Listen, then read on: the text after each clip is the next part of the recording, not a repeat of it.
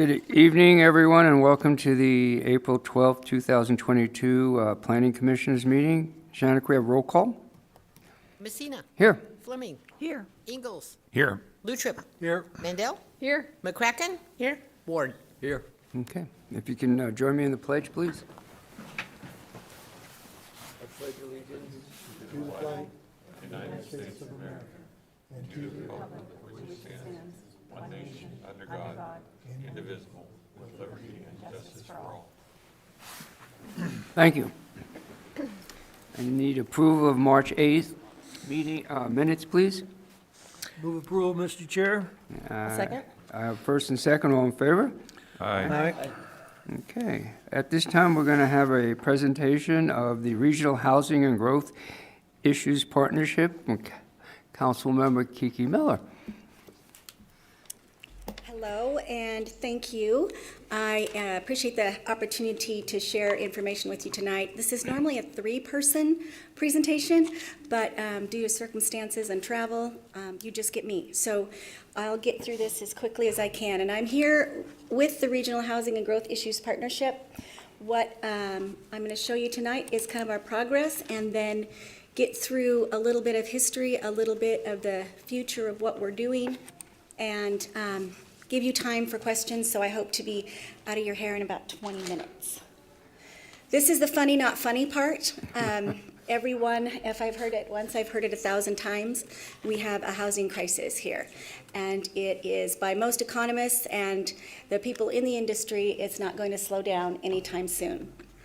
So one of the things that has happened in the last 15 months that I've been working on is this partnership formed with Hillary Anderson. Tremendous amount of help, thank you so much. Planners from the rest of the cities were all talking, but we formalized a group. And what we did was say we've got to address this regionally, we've got to come up with some solutions, and we have to be the resource for people so that we can somehow tackle what is happening in our workforce housing area. We know this is national, it's not just us, so we're getting all the people together that we can who could affect some change.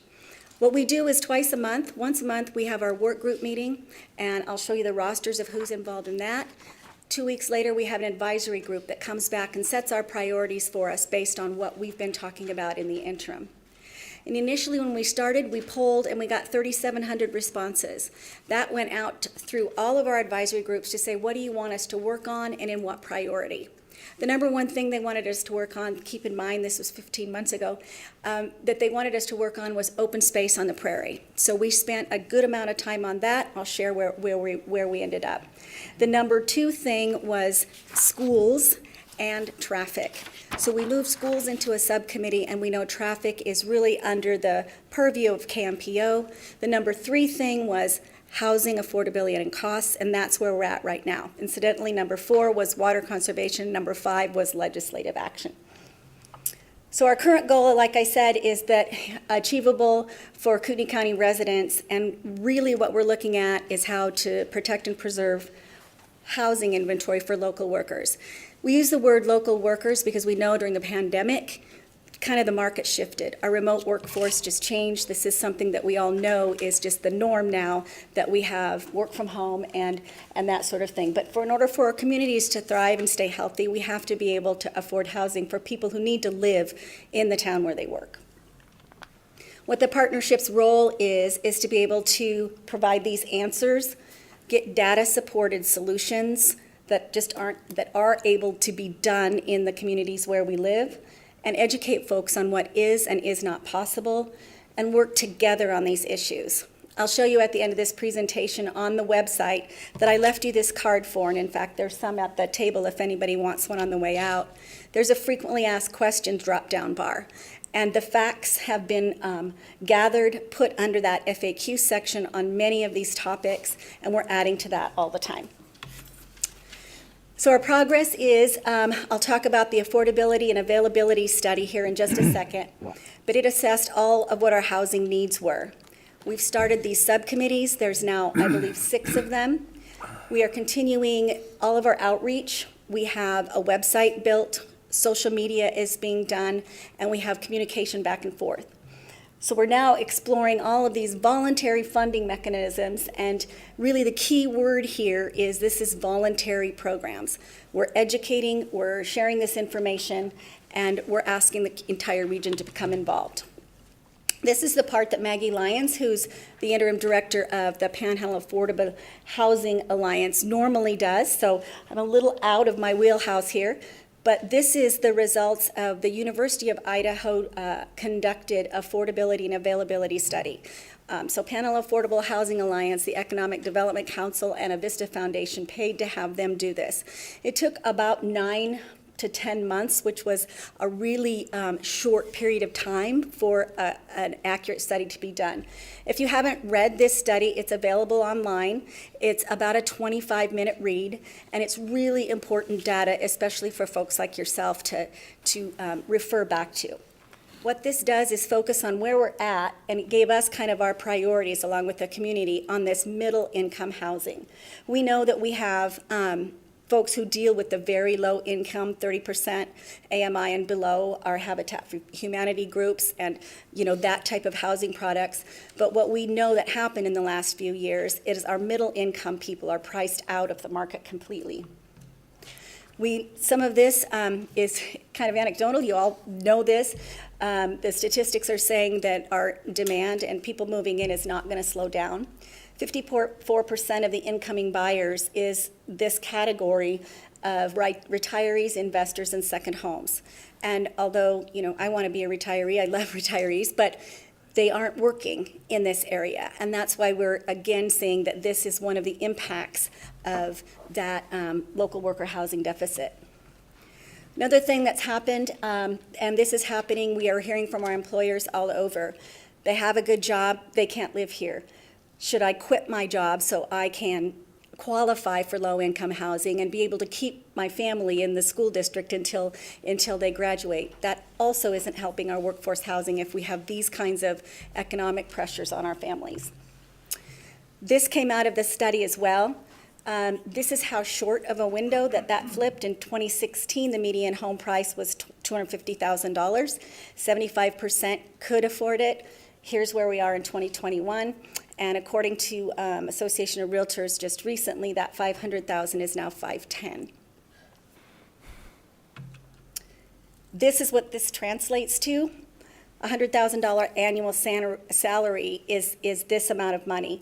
When we look at that, just putting that in your mind when you talk about what does someone have to make, a firefighter starting for locally is making close to $65,000 a year. So that means that 2 people in that household would have to be working to get to this level to even afford a median priced home. And these are good paying, good benefited jobs that can't live here.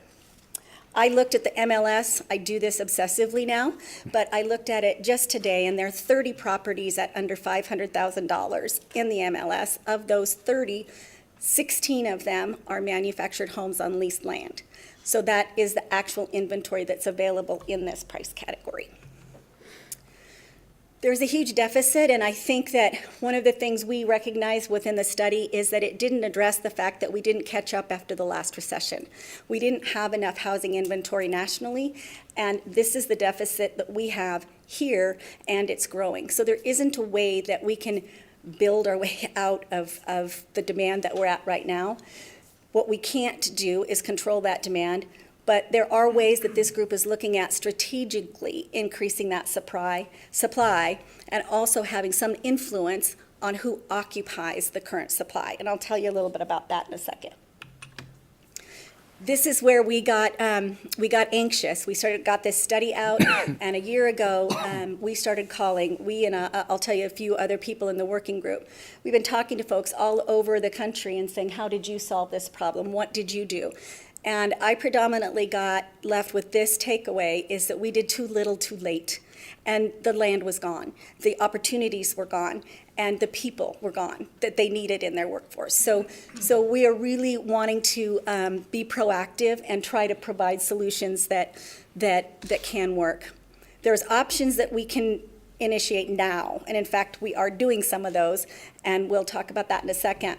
This is foundational work for me. Like I said, I'm 15 months in, and I've committed to another minimum year because I have a plan on where we're going with that. But my goal is that I really believe in my heart that this needs to be an ongoing program that the region supports, because our housing issues are not going to be solved. They're going to change. They're going to morph depending on what the market does and depending on what we do, but they aren't going to go away. It's also not a government fix.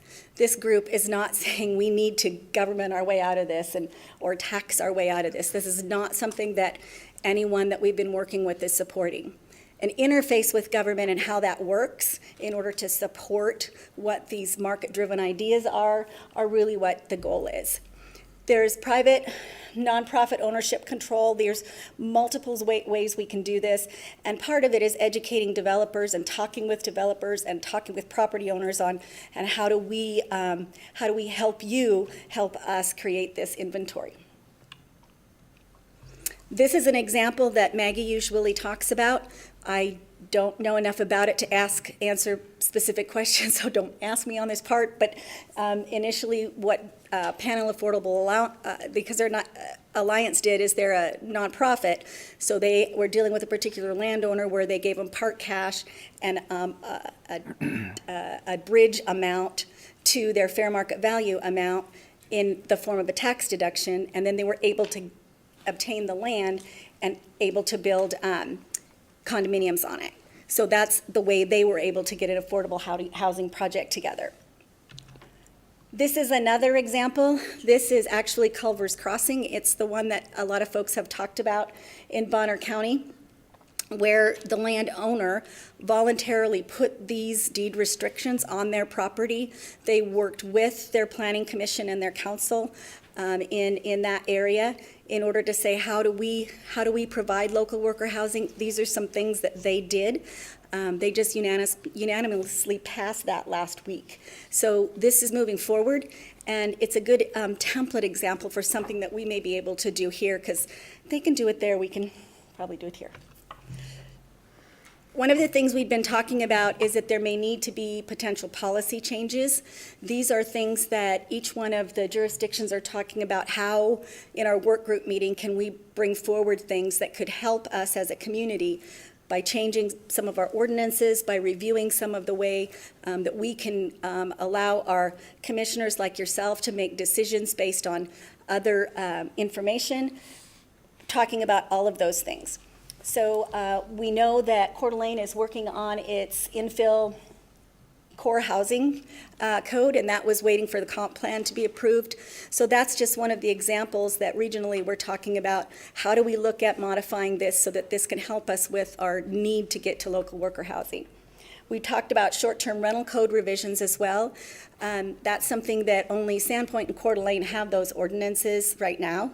But what's happened, especially since the pandemic, that short-term rental piece has just really shifted into high gear with investors going into these tourist markets and taking up a lot of what used to be long-term rental, turning them into short-term rentals, and we're displacing the rental population in that vein of short-term rentals. So there's some things that we can look at that could maybe alleviate some of that stress. The rest of these are pretty self-explanatory to you, and there's all things that are just examples of code changes. Jenny Gilliam at EDC has put together a larger presentation on this part, but these are just some of the highlights that are happening that she's been tracking. One of the things that Jenny has said she has heard companies that she's dealing with say is if we can't grow, we may have to go. So not only are we having maybe some issues in job creation and attracting companies to live here, but there's some very serious concern in that group that we may be losing some of our industries here. And I think we all know what that could do to our economy. So these are our failures, we know that. Our newest generation, I think that I just did this presentation at a large group of about 100 people and had them raise their hand if they had an adult child living with them. Sheepishly, more than half of the people raised their hand and said, yes, this is where we're going, and this is not how we planned our life to end up, but their adult children are not able to live or move out. There's no rentals, then there's there's none of that available. Almost done, but this is the toolkit that we were talking about. On this website, under this toolkit are all these examples, and our goal is to build templates that our developers, our commissioners can all look at and say, hey, is this something that's legal to do? Can we apply that to this particular circumstance when we're moving forward with a particular housing solution? So all of that is on the website, and as we go through and vet some of those out, that's where that section will continue to grow. This on the website as well is kind of giving you an idea of who the people are who are involved. And as I said, we got the working group together. Our advisory group is all of these organizations, and it's been a pretty powerful back and forth conversation on how we can unite as a group to solve some things. These are the volunteer subcommittees, and where I said a lot of this stuff where the solutions are coming out of some of these areas. Just launched 2 weeks ago the Home Share Project. You may have read about that. There's a couple more articles coming out in the newspaper here in the next week. I'll give you a brief of how that came about so you can see what this group is attempting to do. It was basically, we had CD aid and a lot of people who are dealing with renters being displaced, just saying we're in a panic, we have to do something. We then said, look, how do we, I had at one point worked with Coeur d'Alene Summer Theater to do a program to house their summer actors. And I said, why can't we search for something like that? So I went out and found through the National Home Share Resource Center that there are off-the-shelf template packages that you can put together, purchase their product, and it's kind of a plug and play in your community. And what you're doing is taking snowbirds, empty nesters, the elderly who say, well, we would want, some help and a smaller rent, move them into our extra space, but they don't necessarily want to go out on Craigslist to do that. So if we can make them safe and comfortable by having renters be background checked, put profiles together on wants and needs, and then match folks up, have it administrated. It's now launched under the Elder Help nonprofit. We have 2 co-chairs who are putting that together, and we already are building a database of home providers and home seekers, and we're expecting that before the 1st of July we'll have our first matches. So, talking really fast, but I'm getting you through this, aren't I?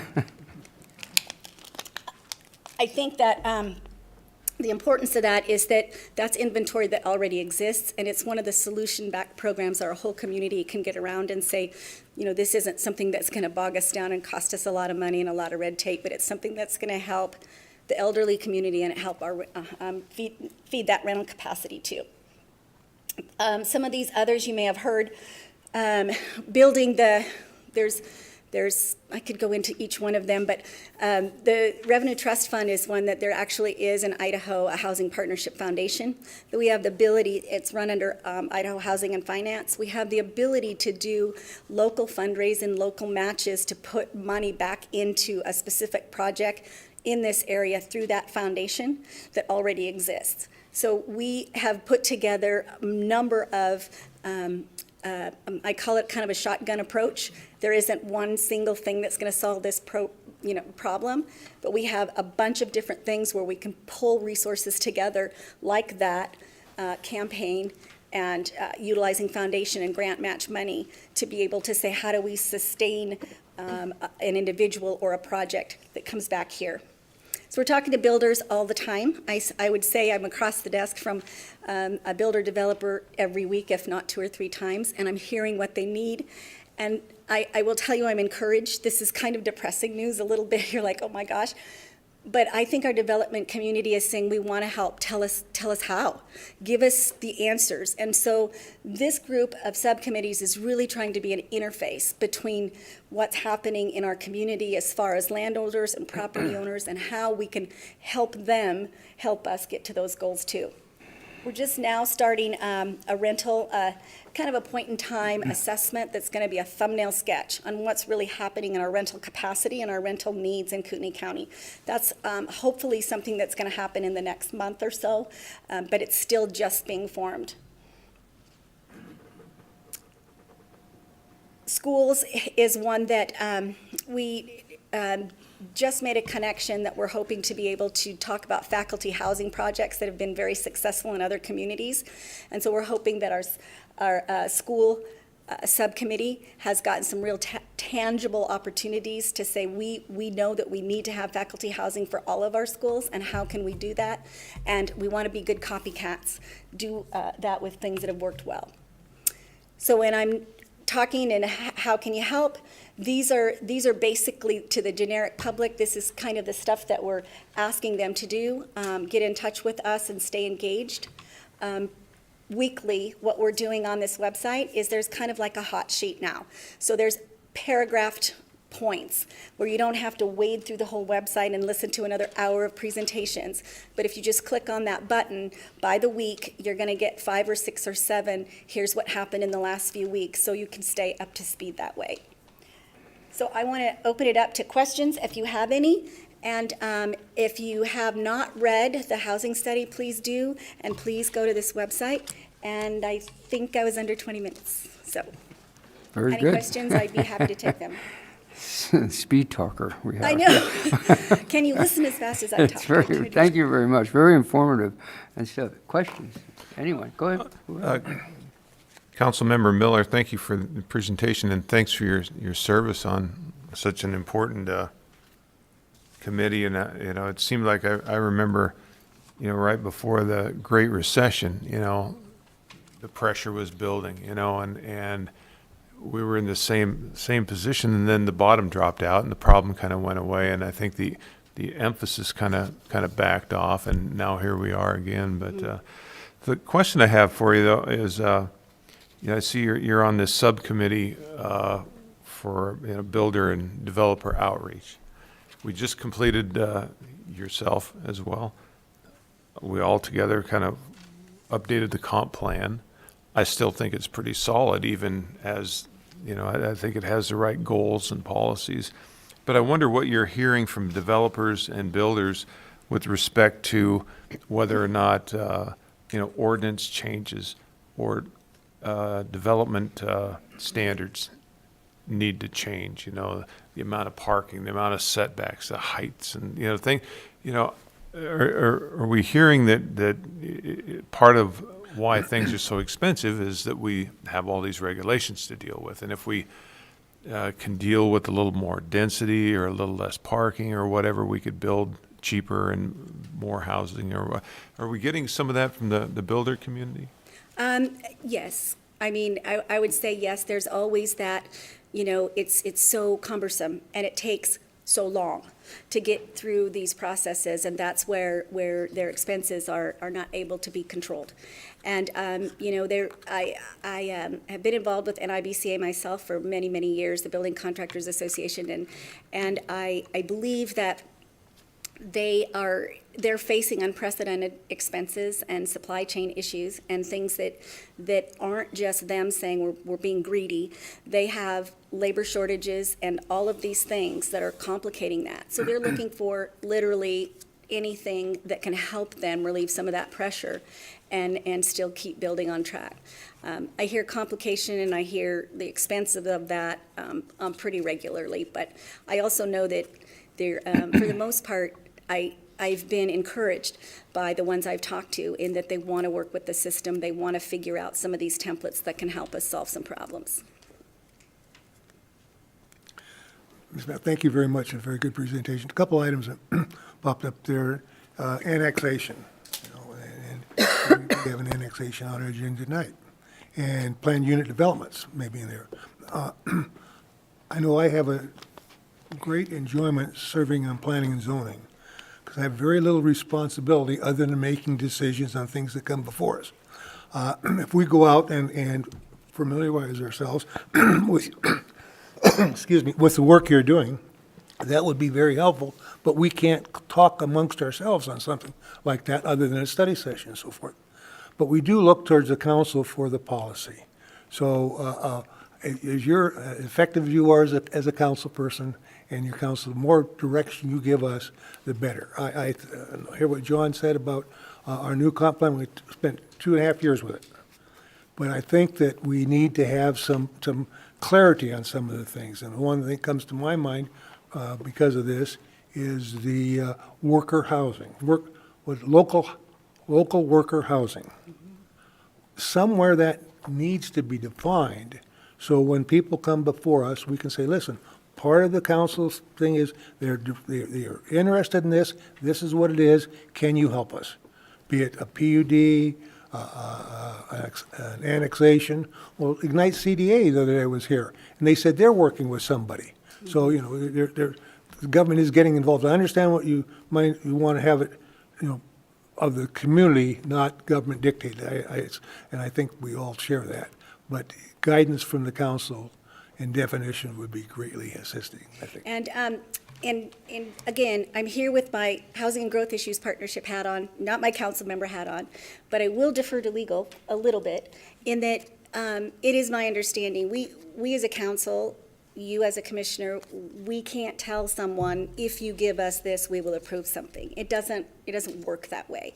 How it does work is this group of citizens and volunteers putting together solutions that those developers can look at and say, this one works in what I want to do with my property. Let me bring it to them and see if they agree. So that's the way that I believe that direction from this group anyway can help be a good conduit, a good educational resource center for them to say, here's what the data-driven solutions are. Here's a bunch of things. If this applies to something that you want to bring to the commission, pick that up and put it into your plan and you know, see if that's something they can allow. I hope that answered the question. No, go ahead, Phil. Yeah. Thank you, Commissioner. I have one question. Place like Kootenai County, there are a lot of independent political jurisdictions. And the biggest problem I see as a planner is that Ratham's problem becomes our traffic and vice versa. Are you getting a sense of cooperation from all these different municipalities that if you develop a plan, they will get on board and work with it? Almost. I would say that there is, the majority of the jurisdictions are attending regularly, sending their planners, giving their input. We have conversations about, if we move forward with this solution, how can we make it consistent?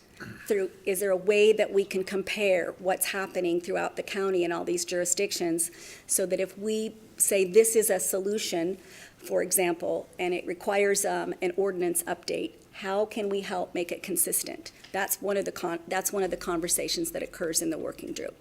And there's a few municipalities that have for whatever reason aren't very active, but they do know what we're doing. So, Thank you. Thank you for working and your leadership on this, Councilmember Miller. Question, as you know, because you get it too. Anytime we approve anything with any sort of density or local worker housing in mind, there's a fairly strong resistance. I think this is a community, whether it's 250,000 median house income 5 years ago or 500,000 now, people love their single-family homes.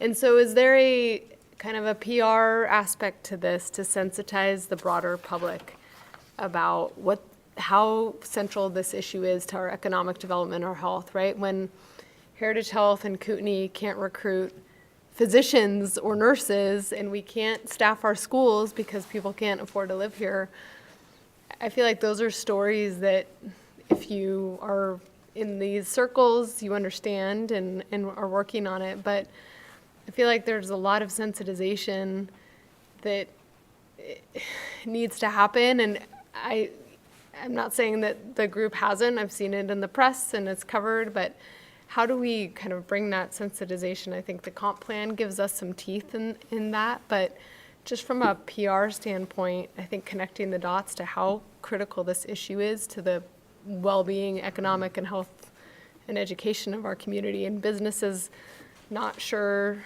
that they can stay is a real issue.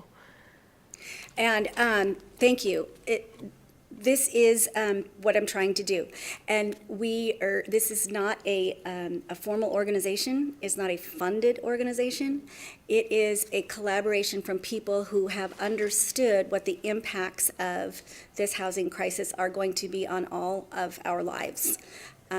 We know that one of our partner members is Kootenai Health, and they normally say they run about a 200 position vacancy, something like that. They're just under 800 positions. So this is something that by getting the word out the best we can right now through this campaign, and hopefully making this website public, making it easy for people, the general public, to look at it and say, what's the real data that they're making these decisions on out of that housing study? How is that really going to affect us? And is it okay with me that potentially billionaires will buy out millionaires, but I won't be able to live here eventually? How do we take care of that as a community? So the education component is huge. It's what we are really trying to push out the best we can, and hopefully the more people who get involved with our advisory group and use this information, boil it down as to how it affects their particular organization, their company, their civic group, and share that within their membership, we will get some buy-in on some of the strategic increases in housing that can help us solve some of the problem. But if you have like, $500,000 in marketing in your pocket and you want to share that, that'd be great. That'd be great, because I'm sure that somebody would take it. I do, like I said, I do hope that this eventually does step up and grow and become an ongoing sustainable resource, and it will need to eventually be funded somehow. And that will be a big ask on the budget line item, is how do we keep that education piece out? And Kiki, I want to thank you for all your time and effort you put into it. And like you said, you're not here as a city council person, you're more of a person that organized this group. And this is just not a city of Coeur d'Alene, even though you're talking and they see you as a council person and stuff. It's not a city of Coeur d'Alene only problem, and it's not the city of Coeur d'Alene that has to maybe address ordinances and changes. We're a little landlocked. We have so much land, and not that we're going to eventually run out of land in Coeur d'Alene, but to build more subdivisions and stuff, we might. We have annexations tonight, and we only have so much land outside of our city of impact to do it. So it's not just us, it's the city of Coeur d'Alene. When I say us, it's, as Commissioner Ward said, it's outside, it's Kootenai County, it's all the other areas that really have to get on board besides just the city of Coeur d'Alene. And unfortunately, sometimes perhaps I'm just showing you, yeah. people might think, oh, Kiki Miller, city of Coeur d'Alene, councilwoman, she's, spearheading this, and it's the city of Coeur d'Alene. And I just want to emphasize, I appreciate your time, but it's not just the city of Coeur d'Alene, it's the effort of everybody. And I'll tell you, these folks that you're looking at are very active. The city of Hayden has council member Ed DePriest, their senior planner, a community development person, and their administrator that are involved regularly in the work group. The city of Post Falls has their planners that are regularly involved. They have one council member who's heading up one of the subcommittees. The city of Rathdrum has people that are involved. And so that all of these jurisdictions, the county has 2 people and KMPO has people. So they're all hearing the same thing and working together. And, Hillary and I are the instigators. We started this, but it is definitely a regional group. And they know that if we solve a problem in Coeur d'Alene and we don't share this throughout the region, it just pushes our problem to Post Falls and vice versa. So they get that, and the planners understand that, and we have some of the most talented people in, working in these cities. So we have a pretty active group, and it isn't just City of Coeur d'Alene. Right. Well, any other questions? No? Well, I want to thank you. Thank you. Thank Appreciate you your again, Kiki. Appreciate it very much. At this time is public comment, and that's anything that isn't on our agenda tonight that anyone here wants to speak about. Not? Okay. Staff comment, Hillary? Okay. Thank you. Well, good evening, Commissioner. So heard a great presentation from Councilmember Miller. So staff, as she noted, so Sean Holm and I have been involved since the very beginning, and we're part of the working group. Some of the items that will be coming to you at some point related to that are the multi-generational housing code. We had talked about that before, and that's kind of one aspect of, how can we look at our code and allow for family members that are in different generations to live together in a house that is not quite a duplex, not quite a house in an ADU, but something that's kind of more combined living spaces with under one roof. Also, the core housing code, as she mentioned, so that's something we'll need to reconvene the community members and the advisory group on that. So some good work ahead of us. Also, we don't have any hearings scheduled for May, so we're looking at convening the commission still, because we do have some other work ahead of us. The development impact fees are in need of an update. They have been for a while. And so now that our comprehensive plan is complete and we have updated data, we'll be convening. And the Planning Commission is tasked by our code, our city code, as the Development Impact Fee Advisory Committee. So we'll be talking about that and kind of what that entails. And then also looking at a development agreement code, if we're ready to bring that forward in May, or that might be in June. But that's also a tool that the state allows in state statutes, and it can work in conjunction with an annexation agreement, or it could be done with a special use permit or some zone change, planned unit development. And you can put things into that, if there's some kind of incentive base. So if there's an increase in density, maybe there could be something for workforce housing or something that could be agreed to with the developer. So a lot of things kind of in alignment with these issues that we're trying to face, but again, trying to find the positive way to incentivize developers to work with us on some of those issues. So I think, and then one other thing. So I am, as you know, the chapter president for the Idaho chapter of the American Planning Association. There's a national conference later this month, so I'll be attending that, and there's a chapter president's council. So I'll be attending those meetings as well as some sessions, and hopefully bringing back some great ideas. There are a lot of sessions on housing. If you're not surprised, it's a national issue, so I'll be able to report back to you on some of those issues. So Right. that's it. All right. Thank Thank you. you very much. Appreciate it. Any commissioner comments? Not having any. Next is administrative item. Mike is going to kind of update on the hearing we had last time. Yes. Bear with me while I load one of the applicants' presentations for tonight. That loaded first.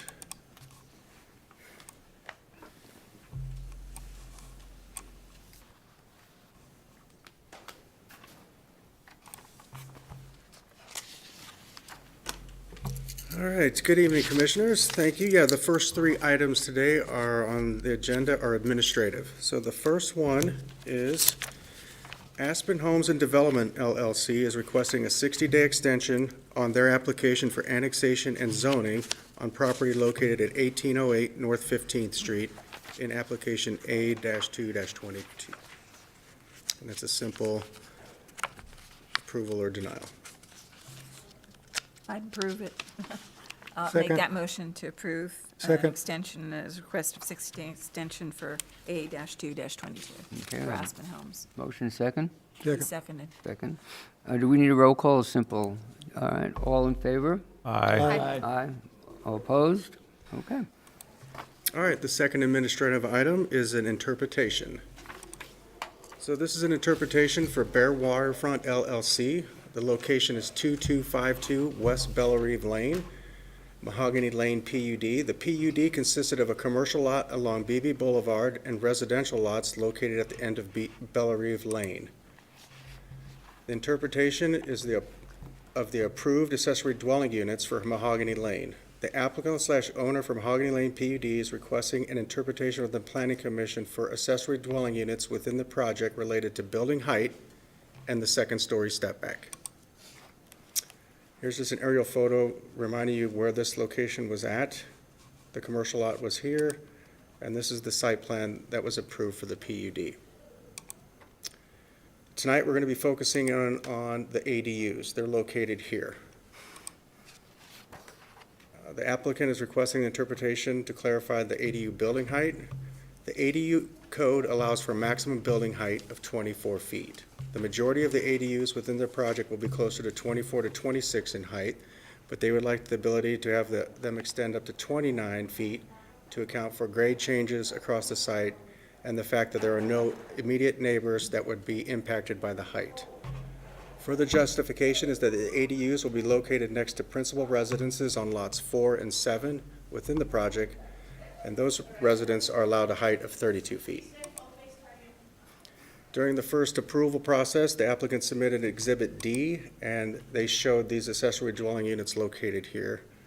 And a close-up of that indicated they were projecting a higher building height than 24 feet at that time. The second request is for the second-story step back. The original PUD approved did not specifically request a modification for the requirement. However, the building elevations of the ADU that were submitted did not show a second-story step back configuration due to the lot layout and the modern design of the architecture of the ADUs. So the current ADU code requires a second-story step back, and as you can see, this would not be allowed in there, but this kind of development would. However, the applicant, when they submitted their application, submitted Exhibit F and indicated here the accessory dwelling units and the modern design, and they did not indicate a second-story step back at that time. Here's just a close-up aerial view of their projected ADUs. So the decision point is we'll consider this request and make a decision to approve or deny the interpretation to allow ADUs within the Mahogany Lane PUD to be allowed a maximum building height of 29 feet and not to require the second-story step back for ADUs. Go right ahead. Any questions? Two things. I would be willing to give up the step back, but not the height change, because it is even more ominous at 29 feet. I also believe that the ADUs are sitting very tight to the road, and that road height doesn't require you to, and the houses are obviously bermed into the hill. So I don't see any justification for going at 29 feet. It's starting to look like a shop, and we see lots of those out in the prairie, but I don't see any justification. I know they're probably going to try to store their boat trailer and their boat in there, and that's why it's driving height, but at 29 feet, that's a first story at 15 and another story that's just out of whack for me. And we also have bicyclists and travelers behind that. So now you're even going to obliterate it more. So I don't know about you, but I'd be willing to give up the step back because it is complementary to the main residence. But the height, no, I don't understand that. I just don't see the justification. Go ahead, Sarah. I mean, I agree that the style matches the style of the homes. But on the trail, if it's taller, I mean, does it block a view at that point at 29 feet? The majority of them will From- be 24 to 26. It may instance one maybe up to 29. For trail users though, or just Trail the shade on the is trail? elevated up here. Right, So the trail, there will be, let me try to get to the site plan. So the site plan, the trail is located here, the ADUs will be located here, so, and then the houses are beyond the ADUs. And the ADUs are only allowed a maximum of 800 square feet. Again, it's a Mike? very tall box. If I may, feel like can you clarify where your arrow is, that's a primary, nope, to the left is a primary Yeah, residence? This is a primary So residence. that'll be 32, and then This would be lots 32, 2, 3, and 4 are also 32. and all these, yeah. Go ahead, Peter. What's the interpretation mean? What are we interpreting? What they said or what they didn't say? What They made a was- presentation to us. What was presented at the original planning commission meeting, and then what they, was not requested as a specific modification, but it was their intent not to request it, but Well, that answers my question. It was their intent. They didn't ask it. So, I don't believe we should provide it. Either one of them. Comment on this. There's a little oversight, whether we picked it up or even myself picked up, because I spoke about, and I asked that they're going to put ADUs, are they going to follow the guidelines of the ADUs? And, I heard, yeah, that's what we have, and that's what we worked on for a while. And I feel kind of somewhat agree with Commissioner Fleming, say, we can give up the setbacks, but not the height. And I don't know if I can give up either one, because we have the ADU in place, and that was what we had. And they could have designed this project with that intent, regardless of whether we overlooked it in the first presentation or not. So that's my feeling on the subject. Go ahead, Phil. Mike, let me ask you, on the plans that were submitted, I wasn't here at the time, was this height and setback shown at the 29 feet in certain places, or was it? It was shown on this exhibit here, where they show they were, this line right here shows their building height, maximum building height for their project.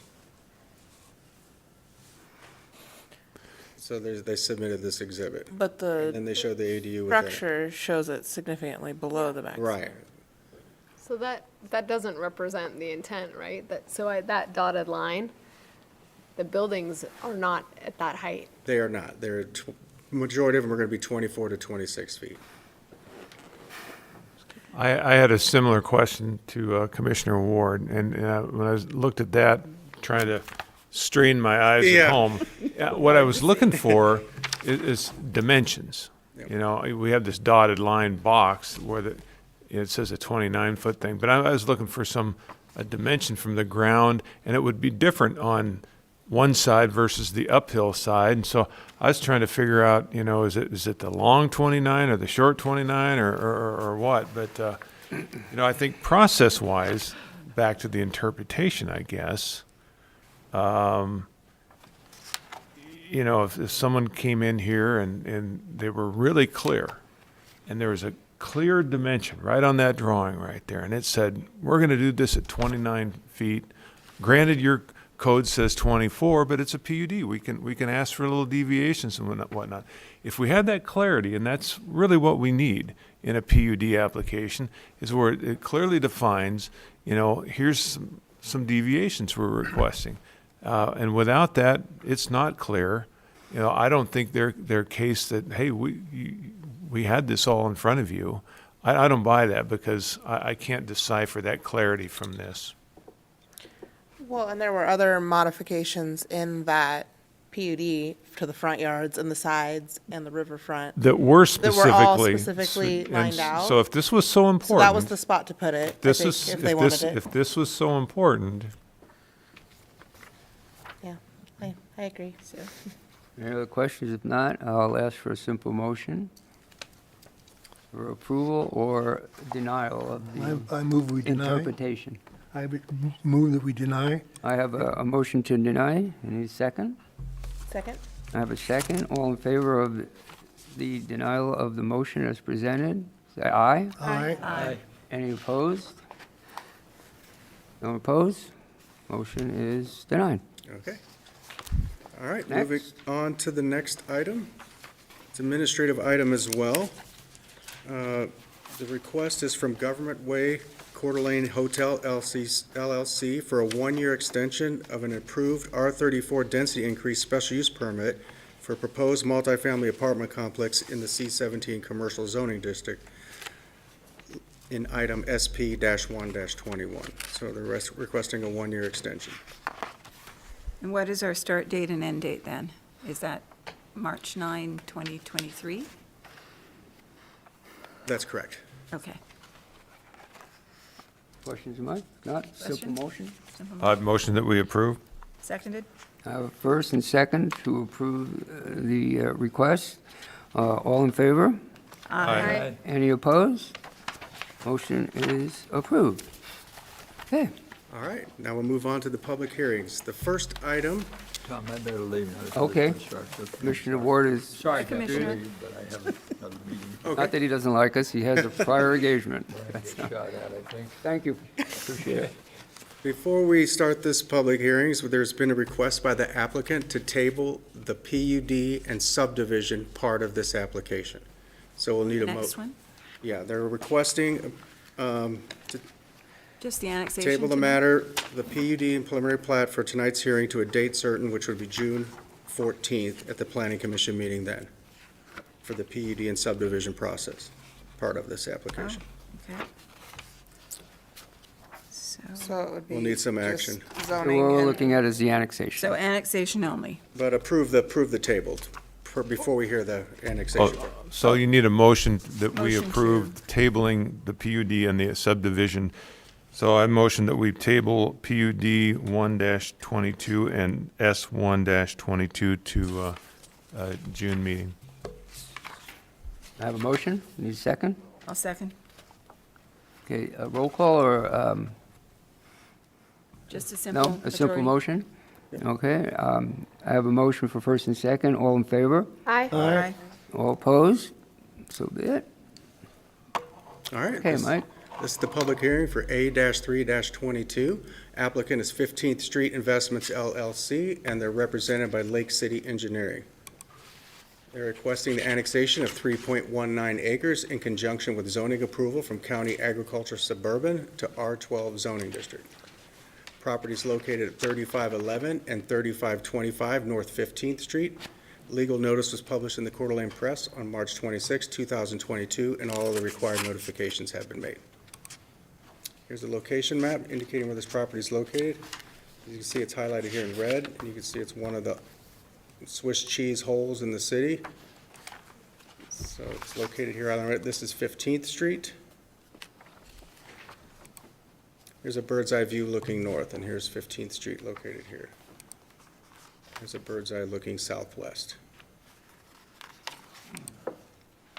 So this property is located in the city's ACI. So you can see it's well within it. And the applicant has submitted an annexation map as part of this request indicating the exact dimensions of the annexation. So the current existing zoning, this county ag suburban, is the county ag to the north. There's some R8, R17, and R12 to the east. To the south, there's some R12 also, and to the west, R5. Proposed annexation, the proposed zoning is R12. And the proposed R12 district is intended as a residential area that permits a mix of housing types at a density not greater than 12 units per gross acre.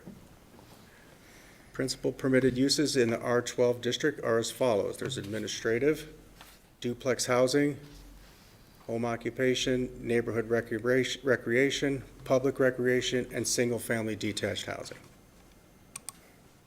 There are 4 findings that must be met in order for a zone change to be approved. First finding is that this proposal is or is not in conformance with the comprehensive plan. And this is the first time we'll be going over the new comprehensive plan, and this is the new land use map that was approved. You see this property is located here. There's a zoom in of that area, and you can see it's in 2 place types, land use types. So compact neighborhood and mixed use low.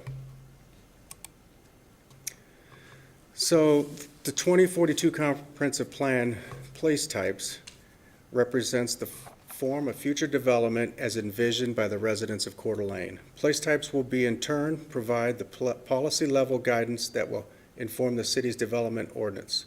Each place type corresponds to multiple zoning districts that will provide a high level of detail and regulatory guidance on items such as height, lot size, setbacks, adjacencies, and allowed uses.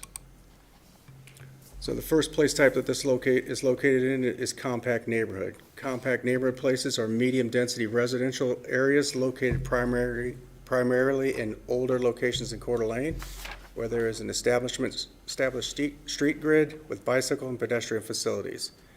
Development is typically single-family homes, duplexes, triplexes, fourplexes, townhomes, green courts, and auto courts. Supporting uses typically include neighborhood parks, recreation facilities, and parking areas. The compatible zoning districts within the compact neighborhood place types is the R12, R17, MH8, NC, and CC zoning districts. The second place type that this is located in is the mixed-use low. Mixed-use low places are highly walkable areas, typically up to 4 stories. Development types are primarily mixed-use buildings with retail, restaurants on corners, or along the entire ground floor frontage, but could also include townhomes and multifamily housing. Floors above residential, office, or a combination of those uses. Multifamily residential development provides an additional housing options adjacent to mixed-use buildings. This place type is typically developed along the street grid that has an excellent pedestrian and bike facilities with mid-block crossings as needed to provide pedestrian access. And compatible zoning districts within the mixed-use low place types are C17, C17L, NC, and CC zoning districts. So although the subject property lies within 2 land use place types, the compact neighborhood place type is the most compatible with the proposed annexation with the R12 zoning. The comprehensive plan and goals objectives as it relates to this annexation request. First one is under environmental and recreation. Goal ER2, provide diverse recreational options with an objective, encourage publicly owned and privately owned recreational facilities for citizens of all ages. This includes sports, fields and facilities, hiking and bike paths, open space, passive recreation, and or water access for people and motorized and non-motorized watercraft. Next plan and objective is growth and development. Develop a mix of land uses throughout the city that balance housing and employment while preserving the qualities that make Coeur d'Alene a great place to live. That objective would be to achieve a balance of housing product types and price points, including affordable housing to meet city needs. The full list of the objectives is on page 13 and 14 of your staff report. The next finding B9, that public facilities and utilities are or are not available and adequate for the proposed use. This application has been routed through the city departments for their review, and each department has indicated that there is adequate public utilities and public facilities. The next finding is finding B10, that the physical characteristics of the site do or do not make it suitable for the request at this time. The site is generally flat and has a slight slope to the southwest. The western portion of the site is vacant of buildings and is in a natural state with grass and trees located on it. There's a topographical map indicating the topography. As you can see, it slopes this way across the property. Here's some site photos. This is on 15th Street looking south. This is on 15th Street looking west.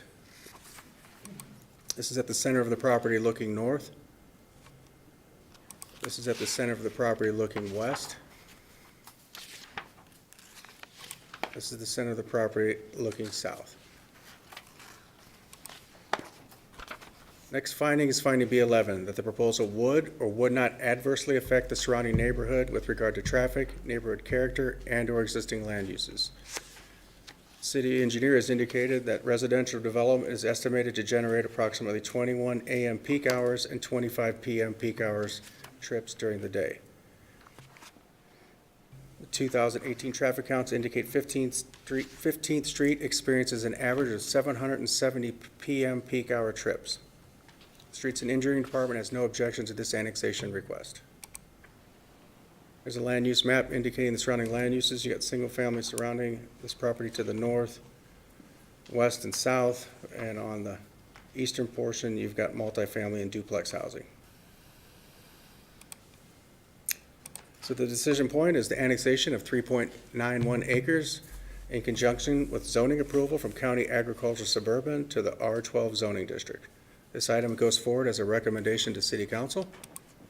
The Planning Commission will need to consider this request and make appropriate findings to approve, deny, or deny without prejudice. That concludes my presentation. Questions of Mike? And Victor, is there a sign-up sheet for this back there? Any questions of Mike in the meantime? Mike, the surrounding properties, what are they zoned at currently? You had that map there, Yeah, let me pull that back up for you. please. Can I go back? County Ag Suburban to the north. These are the two left pocket That's what it pieces. currently is now, right? That is, yeah. Okay. And then to the, this Then you is got to the R8, east. R17, R12, and they're asking for R12? Yes. And then to the left on 15th is R5. That's correct. Thank you. No more questions? Okay, Mike. Appreciate it. Thank you.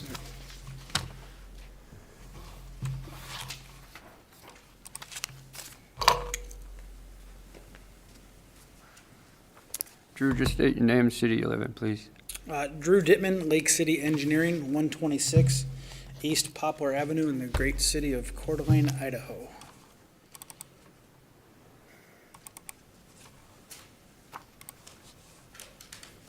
Let's see here, from beginning.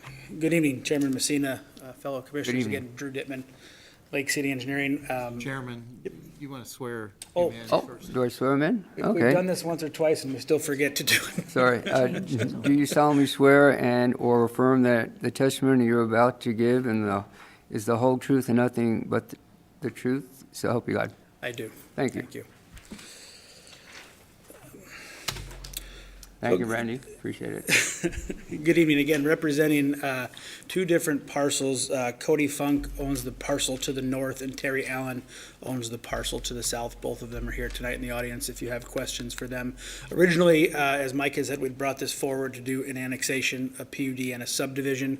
Some last minute, I don't want to say housekeeping issues came up today as it relates to this PUD and the subdivision, and I didn't want to stand up here and give you guys some information that wasn't 100% true, so I asked that it be tabled while we work a couple of the issues out, but we will bring that back June 14th, I think is the date that we agreed on, that we'll be back with the PUD and the subdivision, assuming we get the annexation approved tonight. But again, we had intended to bring it forward, but there's some last minute stuff that we just needed to work out some details, and I wanted to make sure we had everything covered before I stood up here and presented something to you guys that wasn't necessarily true.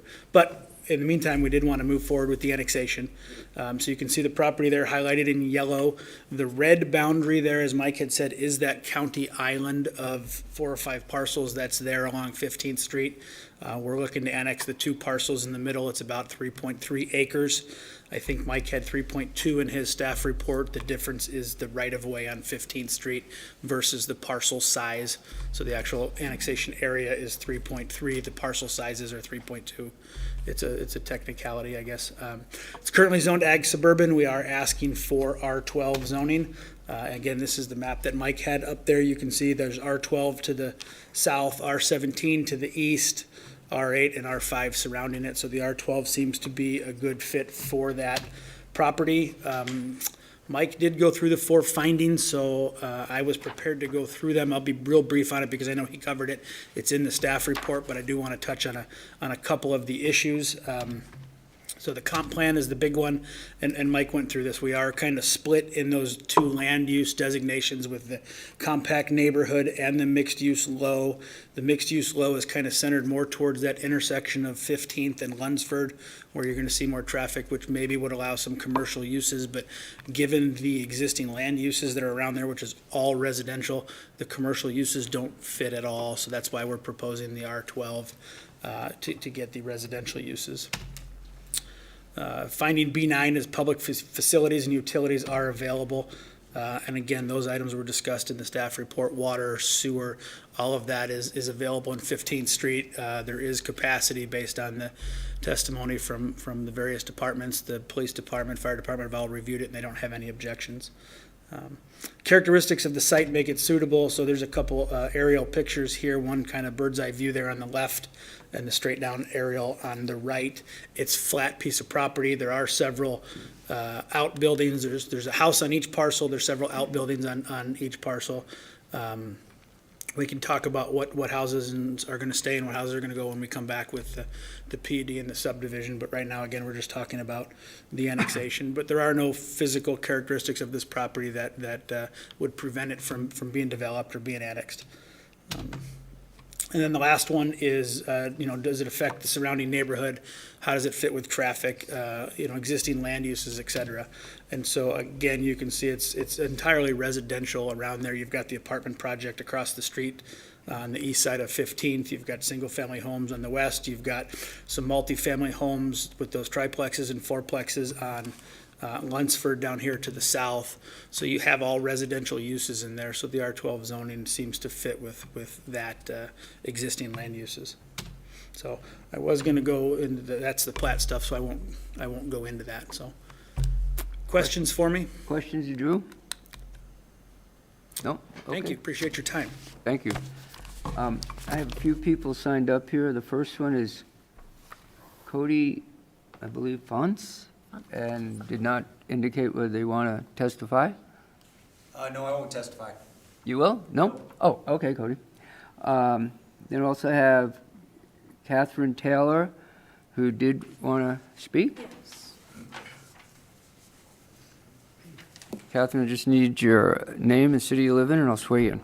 Okay. Catherine Taylor, 3416 North 12th Street, Coeur d'Alene.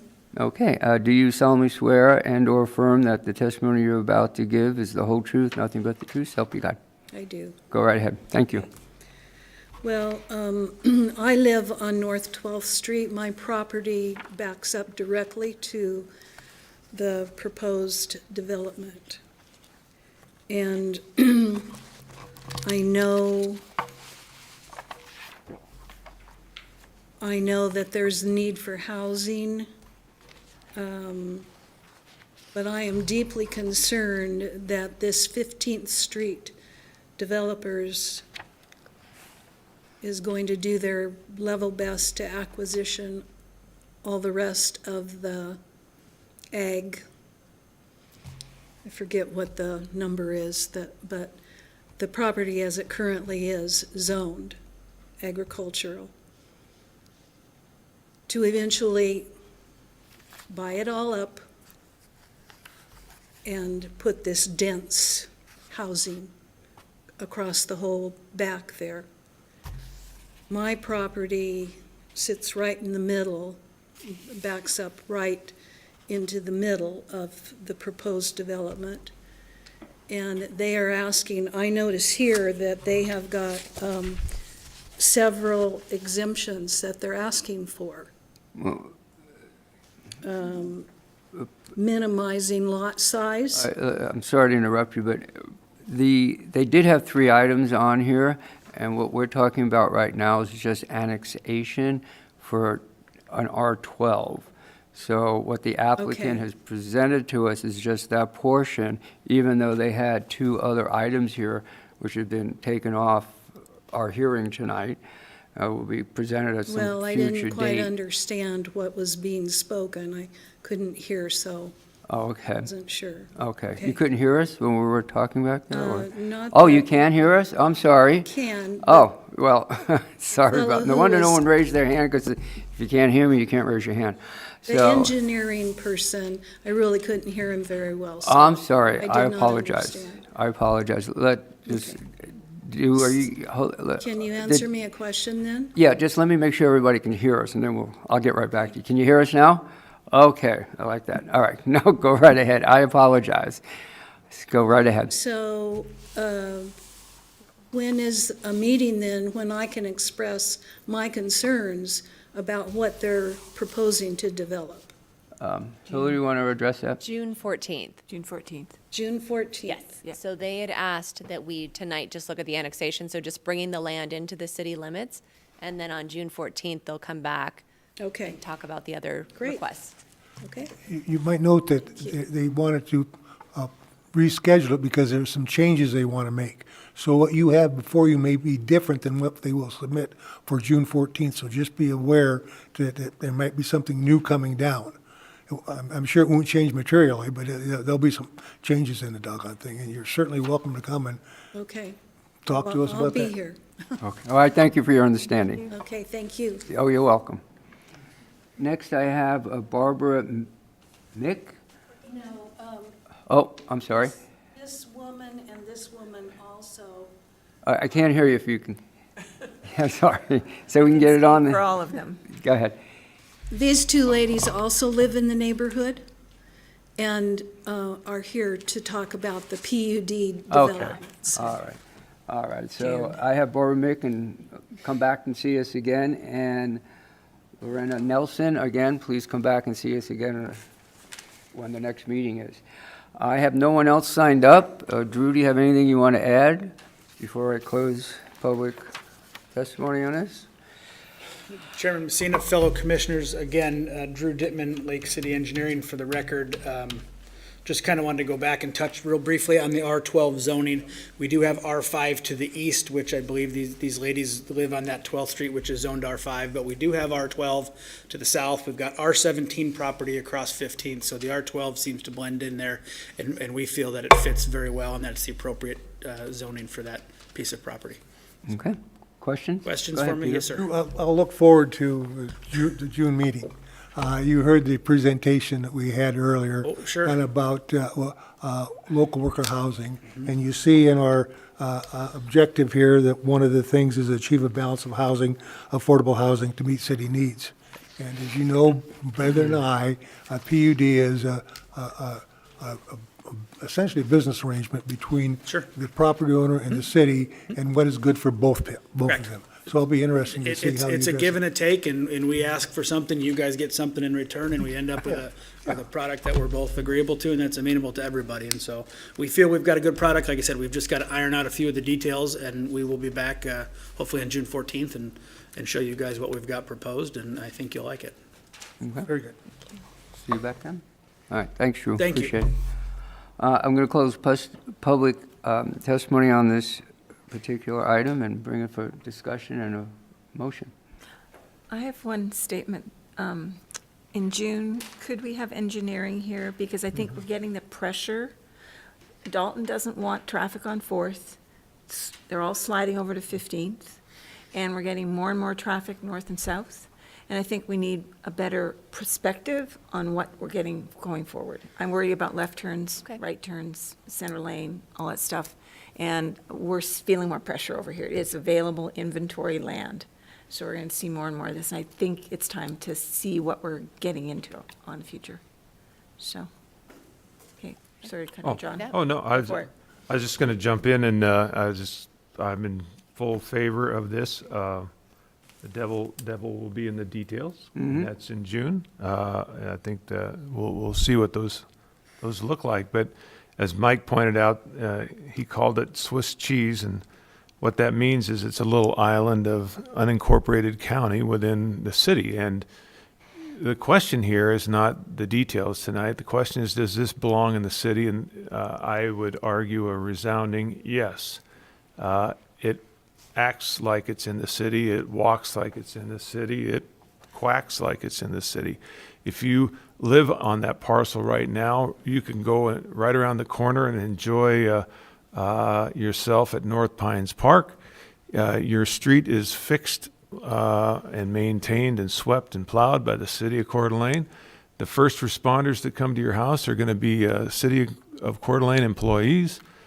So without a doubt, this belongs in the city. And the right zoning, as we spent, as Commissioner Luttrop mentioned, 2 years on a comp plan that very clearly says that this is defined as a compact neighborhood, very appropriately R12. And we've spent 2 years saying where does we need more housing? We know that, we heard the presentation, but where does this new housing go without the benefit of a lot of land? And it belongs on arterial streets, and so this is a resounding yes. Thanks, John. I would echo that, and just Go ahead.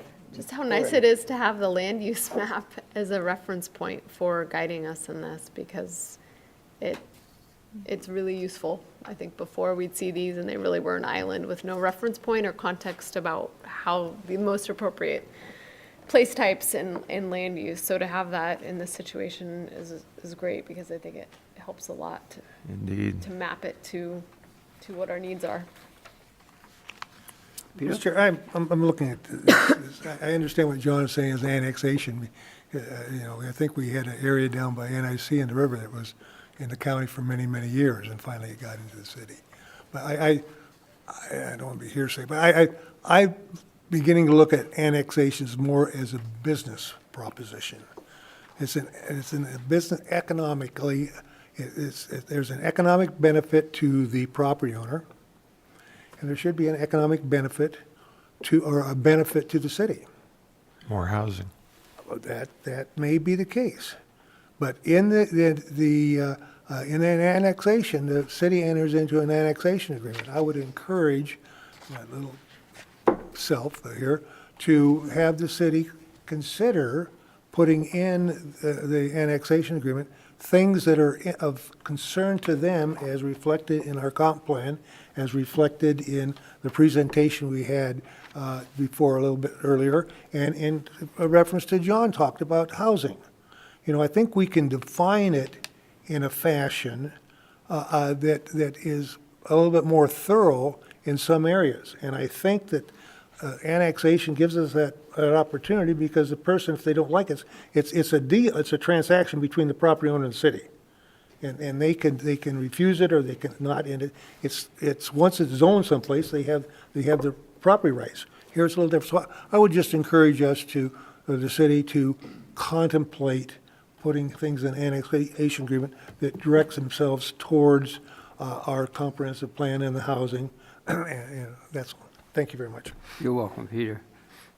Further discussion? If not, perhaps I'd be happy to make a motion and Thank walk in the form of walking through the findings in order for A3-22 as a matter that's come before the Planning Commission tonight, April 12th, 2022, and there being at present a person requesting approval of item A3-22, a request for zoning prior to annexation of a 3.91 acre parcel from county agriculture suburban to city R12. Applicant is 12th Street Investments LLC, Terrence Ailing. Location, the property is located at 3511 and 3525 North 15th Street.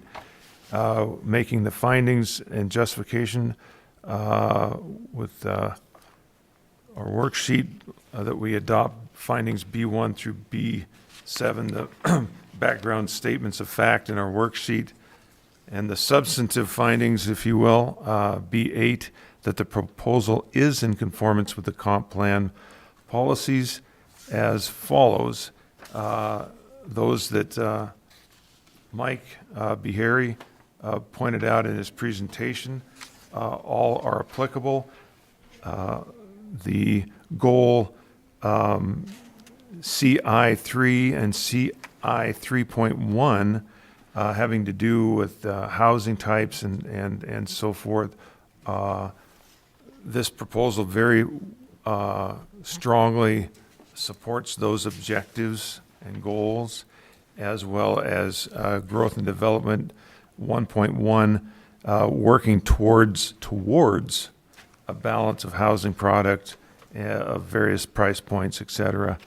So well supported by the housing goals and objectives in the comp plan. Further, that the comp plan does point out, as Commissioner Mandel spoke to, and I agree, that it's nice to have these place types defined, and right out of the comp plan, this is a well-supported R12 area.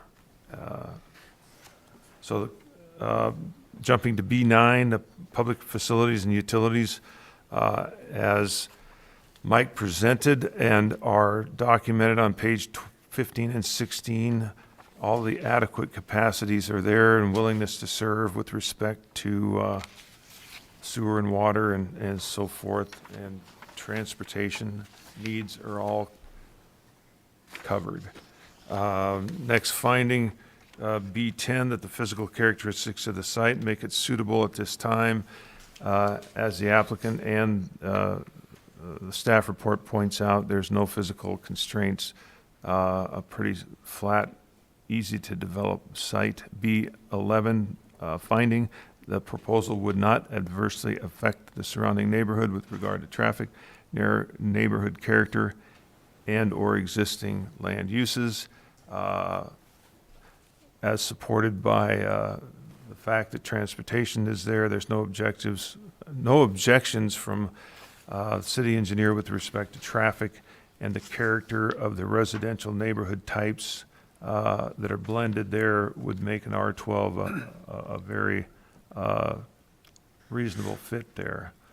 So in conclusion, the Planning Commission pursuant to the aforementioned would find that the request of 15th Street Investments LLC, Terrence Ailing, for zoning prior to annexation as described in the application should be approved with the 13 suggested provisions. Mr. Chairman and Commissioner Ingles, the conditions, staff looked at those this afternoon after we received the requested table, and these are more applicable to the PUD and the subdivision and not the annexation. So we would strike those unless you forget had all any you those. wanted to. The motion should include what Commissioner Ingles said, but the conditions aren't applicable to this particular hearing. You want to put that in your motion, John, if that, however you want to word that? Yeah, strike the I points one. just, in my motion with where I left off, that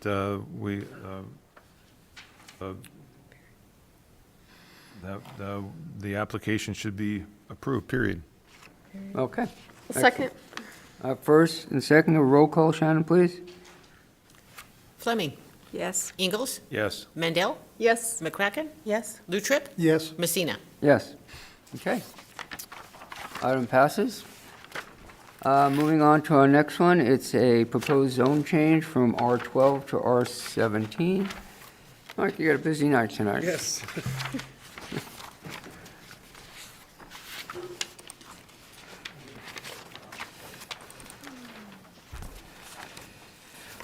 Thank you.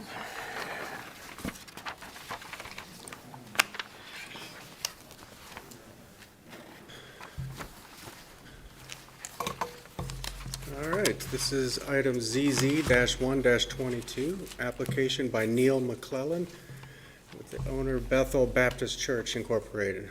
Decision point tonight is Neil McClellan, on behalf of Bethel Baptist Church, is requesting a zone change of the property within the city limits. The request is to allow a zone change from R12 to R17. Size and location, there are two parcels measuring 1.32 acres on the north of 4th Street I-90 off-ramp, west of 7th Street, and south of Coeur Elementary School, commonly known as 525 East McFarland Avenue. Legal notice was published in the Coeur d'Alene Press on March 26, 2022, and all other required notifications have been made. Here's an aerial photograph of the property, highlighted here with this dashed line. Here's the off-ramp for heading to 4th Street. This is Coeur Elementary. This is McFarland Avenue. Here's a close-up aerial photograph of that. Here's the existing church. There's a duplex located here, single-family triplex, I-90. Some prior zone changes. In 1984, there was a zone change from R12 to R17, in addition with an R34 special use permit that was approved. And then in 1994, there was R12 to R17 that was approved. And then in 2002, R17 to C17. There are 4 findings that must be met in order for a zone change to be approved. The first finding is finding B8, that this proposal is or is not in conformance with the comprehensive plan. Subject property is within the city limits. The city's 2042 comprehensive plan categorized this area as urban neighborhood place type. So here's the land use map indicating the urban neighborhood. Here's a close-up aerial photograph of the subject property, urban neighborhood place type. So urban neighborhood places are highly walkable neighborhoods with large multifamily building types, shared green spaces, and parking areas. They are typically served with grid street patterns, and for larger developments may have an internal circular system.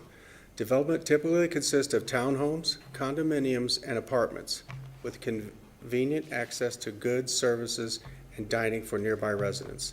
Supporting uses include neighborhood parks, recreation facilities, parking, office, commercial development, and the compatible zoning is R17, R34 special use permits, NC, CC, C17, and C17L. Here is an exhibit from the comprehensive plan indicating urban neighborhood and their locations on the map.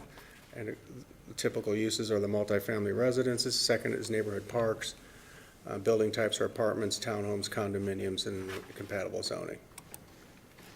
This is also from the comprehensive plan indicating the bicycle network and where this is located, in addition to the walking network and the transit, how close this is to area transit. This comprehensive plan objectives as it relates to this zone change request. Community identity, goal C1, Coeur d'Alene citizens are well-informed, responsive, and involved in community discussions. The objective would be to foster broad-based and inclusive community involvement for actions affecting businesses and residents to promote community, unity, and involvement.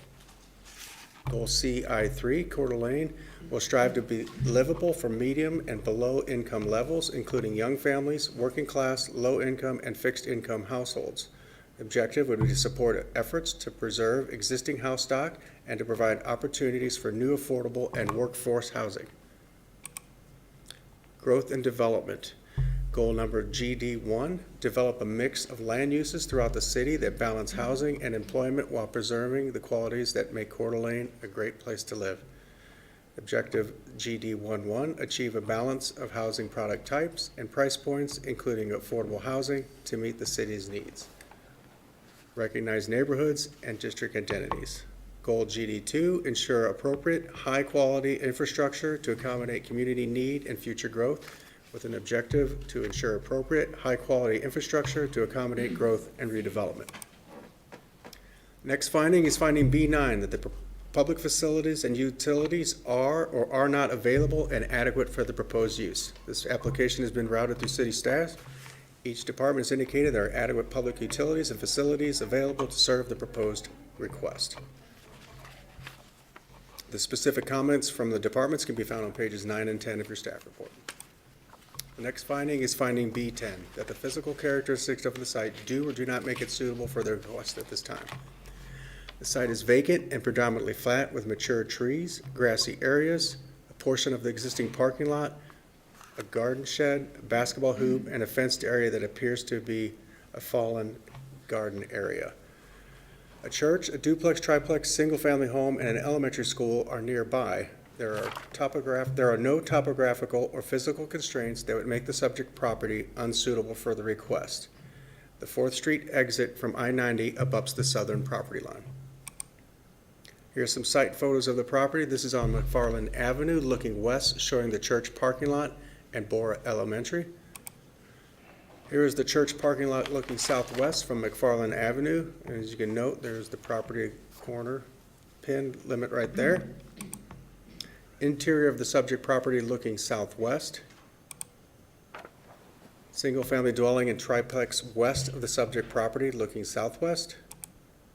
Triplex showing I-90 signs and 4th Street exit in the background. And state right-of-way fencing looking east, showing the grade change to I-90 and the 4th Street exit below. So the existing zoning is the R12, and the R12 district is intended as a residential area that permits housing mix types of a density not greater than 12 units per gross acre, and the R17 district is intended as a medium to high-density residential district that permits a mix of housing types at a density not greater than 17 units per gross acre. So the current zoning, R12, would allow 6 duplex lots due to the frontage limitation yielding 12 units. The proposed R17, when consolidating with the lot, would allow 23 multifamily units. The last finding is finding B11, that the proposal would or would not adversely affect the surrounding neighborhood with regard to traffic, neighborhood character, and/or existing land uses. City engineer has indicated that the combined area of 1.32 acres of the 2 parcels and the R17 zoning apartments could generate an estimated 149 vehicle trips per day, or 11 a.m. peak hour and 14 p.m. peak hour trips. The Streets and Energy Department has no objections to the proposed zone change request. The subject property is located in an area bounded on the south by I-90 and between 2 north and south elevated crossings at 4th Street and 7th Street. The neighborhood is served by civic uses, Bora Elementary, 2 religious assemblies, and an assisted care facility nearby. There are a mix of residential uses in the area, including single-family homes, duplexes, a triplex, and a senior living facility. Commercial uses exist flanking both North 4th Street and Apple and Best Avenues to the north. Here's a land use map indicating the surrounding land uses. You got civic to the north and to the east, and to this, and to the west we've got multifamily and single family, and to the south you got single family across the highway. And here is the existing zoning. As you see, it's existing R12, and the surrounding zoning is R12, with some R17 and C17 located to the west. The Planning Commission will need to consider this request and make appropriate findings to approve, deny, or deny without prejudice. And that concludes my presentation. Questions, Mike? I have a question. When you had the calculation of units, and it was, what, 12 to 23, I think, Is that partially because of the combination of the lots? If they put them together, zoned the same? Why it's 12, why Yeah. we can only get 12? Because the duplex lots, you need 50 feet of frontage, and there's not enough frontage to maximize that. To maximize the The number that you put R12, on that, right. okay. That's why it looks such a very. But yeah, that is it's kinda skewed like that way. almost doubled. Yeah. Okay, thank you. Okay. No, thanks, Mike, appreciate it.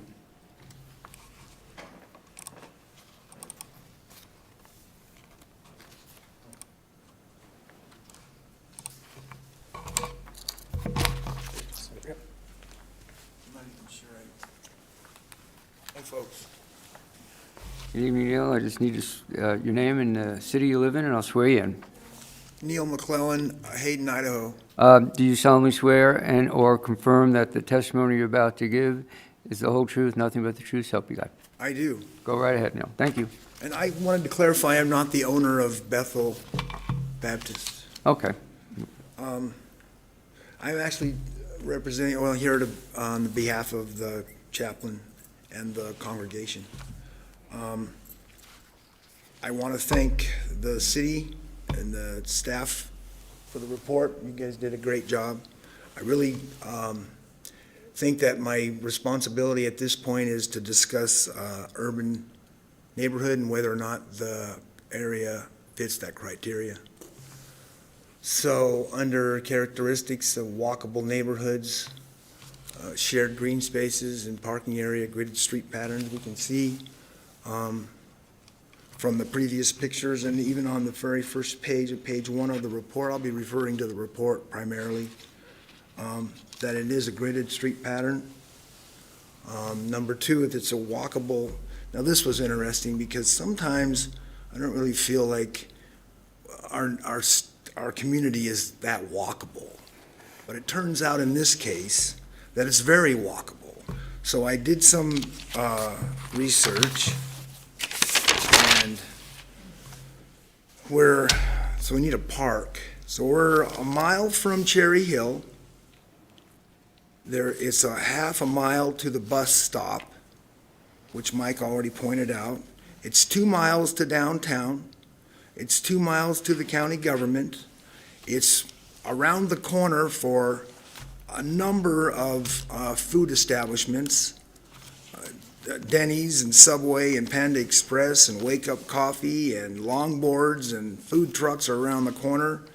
And also services, Verizon, Wells Fargo, Kinko's, Wingstop, oh, that's a food, sorry. Big Lots, Big Five, Tuxedo Rent-A-Car, and a Rent-A-Center, Cash Loans, Collision. So it all fits within that criteria. Gridded seats, let's see, parks, parking, services. So I really don't need, there's a desperate need for housing. We all know that. You're right around the corner from I-90. So there's access to the freeway immediately, so you don't have a lot of people going out into the neighborhood coming down to get to I-90 to get to work.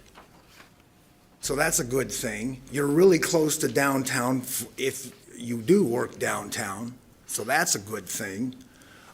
It's minimal impact to the neighborhood, and when I say that, he noted that it's R17 on the one side, which is what we're trying to get zoned. The 2 lots just to the west, the single family, that's actually R12, and the house right next to it is R12, which is a triplex. So the question is, are we consistent with the neighborhood?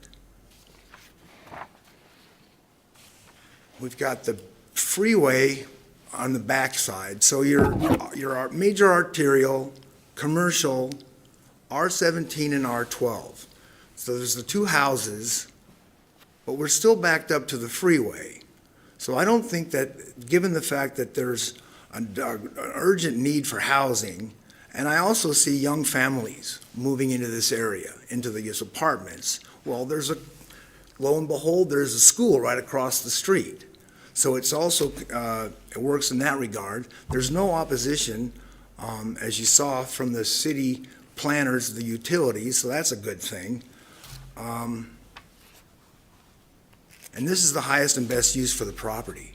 Because of that frontage and the fact that there's not enough room to build anymore, it doubles the amount of opportunity for people to live in our community. I'd just end with that. However I do that. I was gonna, do you have your bearings on this? Because Yeah. this is an Lots of, aerial of the neighborhood. nice. It kind of gives you an idea. So here's I-90, obviously, and then here's the property.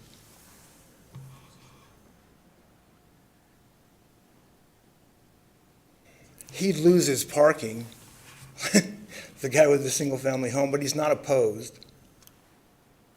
And there's the school.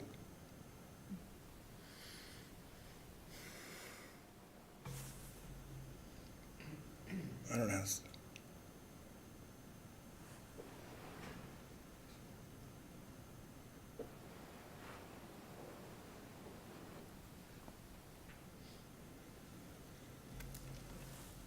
Oh, no, there's the lots. So there's really, I mean, you get twice the bang for your buck. You get additional housing for people. There's access to the highway right there. And there's like 3 houses that it actually only 2 houses that it actually affects. So it's a pretty good deal. Thank you. Oh, thank you. Questions? I don't know if anyone has a question over here, but, nope? Okay, great, thank you. Thanks. Okay, I am going to close public testimony on this, bring it for discussion, a motion. I think Anyone? he said it well when he said highest and best use. I don't think you're going to offend anyone at the church, the highway. It's low traffic. It's adjacent to a school, which we really need for these single parents and children. It'd be a really great asset. And I don't see any issue with this one. Well, I think it's a good use of the space to get more units, where the way our code is, you can't, and that, otherwise, like, yeah. Okay, Go ahead, Lynn. I'll make a motion. Thank you. You're welcome. This matter having come before the Planning and Zoning, ZC-1-22. This matter having come before the Planning and Zoning Commission on April 12th, 2022, and there being present a person requesting approval of the ZC-1-22, request for a zone change from R12 to R17 zoning district. The applicant is Neil McClellan. The location is property north of 4th Street, I-90 off-ramp, west of 7th Street, south of Boer Elementary School, commonly known as 525 East McFarland Avenue. Our acceptance we adopt the Planning Commission points B1 through B7, having posted and recognized statutes. B8, that this proposal is in conformance with the comprehensive plan policies as follows. We've identified it as an urban neighborhood place type, that we support a livable area for median and below income levels, including families, working class, low income, and fixed income households, that it will also provide new affordable and workforce housing, that it supports the walkability and the adjacencies to a number of businesses and lifestyle elements, as well as easy access onto the freeway and arterials throughout our city. That B9, that public facilities and utilities are available and adequate for the proposed use, and there were no issues or objections by our various departments, and recognizing that this would also be fully served by all of the departments. B10, that the physical characteristics of the site do make it suitable for the request at this time because it's flat, vacant, and also provides us mixed housing near Boer Elementary, which is a big asset. B11, that the proposal would not adversely affect the surrounding neighborhoods with regard to traffic, neighborhood character, or existing land use adjacent. This will provide 23 total multifamily accommodations, and we see 149 vehicle trips, which scatter throughout this footprint, and I really appreciate that it will, disseminate out from a valuable location. But I think that we should, the Planning Commission pursuant to the aforementioned, finds that the request of Bethel Baptist Church, Inc., for a zone change as described in the application should be approved. There are no special conditions. Thank you. And your second? I'll second. Second by McCracken. A roll call, Shannon, please. Fleming. Yes. Ingalls. Yes. Mandel. Yes. McCracken. Yes. Lutrip. Yes. Messina. Yes. Okay, ZC 1-22 is approved. Thank you. Call for motion to adjourn? Motion to adjourn. Second. All in favor? Aye. Aye. We are adjourned. Thank you very much. Thank you. Thank you.